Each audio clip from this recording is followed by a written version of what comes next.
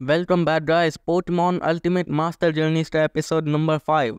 और अब तक 4 एपिसोड में काफ़ी अच्छे रिस्पांस आया।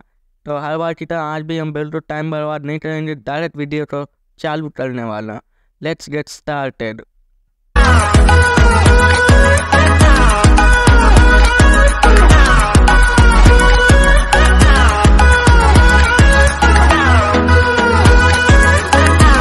लास्ट एपिसोड में ऐश एंड लैंस की बैटल में जो कि 6-on-6 थी, उसमें ऐश के 3 और लैंस के भी 3 पोकेमॉन हार रहा था।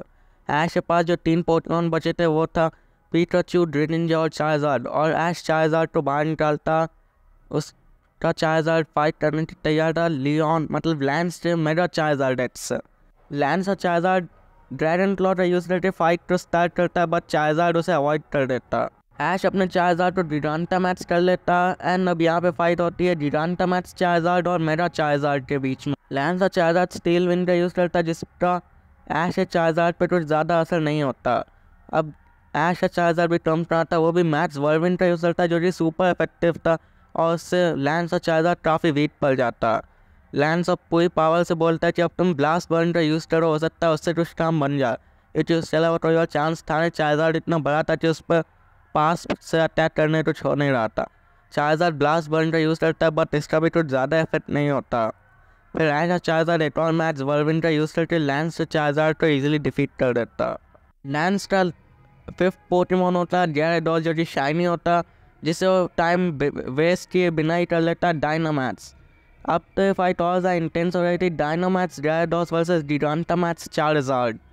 gyarados मैक्स डीजल का यूज़ करता, जिसकी वजह से चार्जार्ड काफ़ी डैमेज हो सकता था, बट चार्जार्ड भी अपना मैक्स फ्लेयर का यूज़ करके उन दोनों अटैक्स में काफ़ी अच्छी टक्कर होती, लेकिन दोनों टाई हो जाता। लेकिन जो चार्जार्ड ने बाद में अटैक किया था, इसलिए मैक्स फ्लेयर की वजह से सनलाइट आ रही थी मैदान में, बिकॉज ऑफ विच gyarados से वाटर टाइप अटैक से पावर थोड़ी सी कम हुई थी। बट चार्जार्ड का गिगांटा मैच भी अब टूट चुका था, तब उसके पास कुछ ज़्यादा बचा नहीं था, वो हार ही सकता है यहाँ पर, क्योंकि gyarados के पास अभी 2 टर्न की डायनामैक्स पावर थी। ऐश चार्जार्ड से बोलता अब तुम फ्लेयर ब्लिस्ट का यूज़ करो और सीधे जाके उसे सेंटर पर अटैक करना, क्योंकि वहाँ gyarados थोड़ा कमज़ोर पड़ जाएगा। चार्जार्ड वही करता हो, gyarados से पास जाने लग जाता, उसे फ्लेयर ब्लिस्ट से हिट भी करता, बट gyarados से इतना ज़्यादा डैमेज नहीं होता क्योंकि वो डायनामैक्स फॉर्म में था। अब gyarados एक बार फिर से मैक्स डीजल का यूज़ करता है, जिससे चार्जार्ड ज़मीन पर गिर जाता, वो काफ़ी ज़्यादा कमज़ोर पड़ जाता और रेन भी स्टार्ट हो जाती है। नाउ फाइनली gyarados एक अंतिम अटैक करता है, बिकॉज ऑफ विच चार्जार्ड फेंट हो जाता है और ऐश के पास अब 2 ही पोकेमॉन बचते हैं। और उसका फ़ायदा ये होता है चार्जार्ड जाते जाते gyarados का डायनामैक्स भी तोड़ जाता है, इसलिए मैच यहाँ पे बराबरी करनी ऐश के पक्ष में थोड़ा बहुत था। अब ऐश पिकाचू को बाहर निकालता, अब ऐश पिकाचू को बैटल के बाहर बुलाता।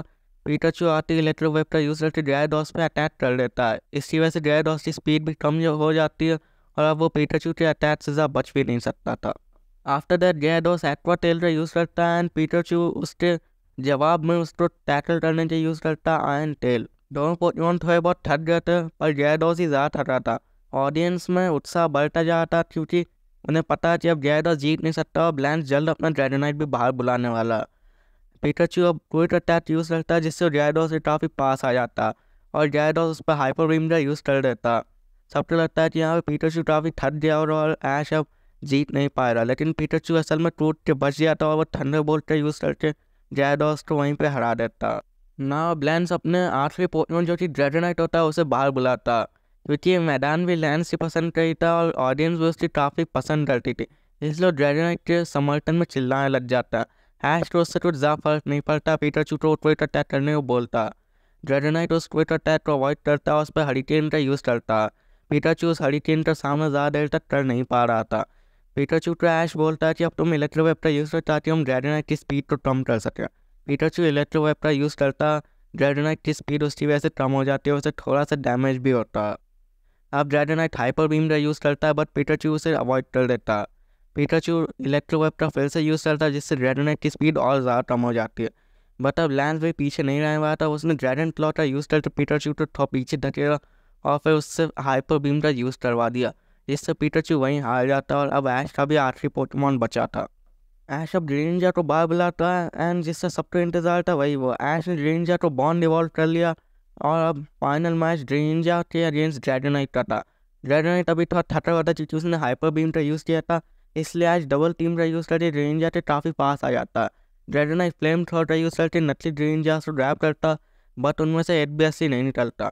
ऊपर से ग्रीनिंजा असली बार आता हुआ जायंट वाटर शूटिंग का यूज़ कर देता, जिससे ड्रैगोनाइट को काफ़ी चोट लगती है। बैटल काफ़ी समय से चल रही थी, अब दोनों पोकेमॉन बहुत ज़्यादा थक गए थे।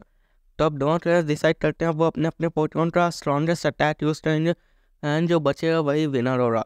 ड्रैगोनाइट यूज़ करता हाइपर बीम एंड ऐश और ग्रीनिंजा यूज़ करता जायंट वाटर शूटिंग। दोनों के अटैक में काफ़ी बड़ा ब्लास्ट होता, but in the end winner जो होता, एंड आफ्टर दैट मैच का विनर होता ड्रैगोनाइट।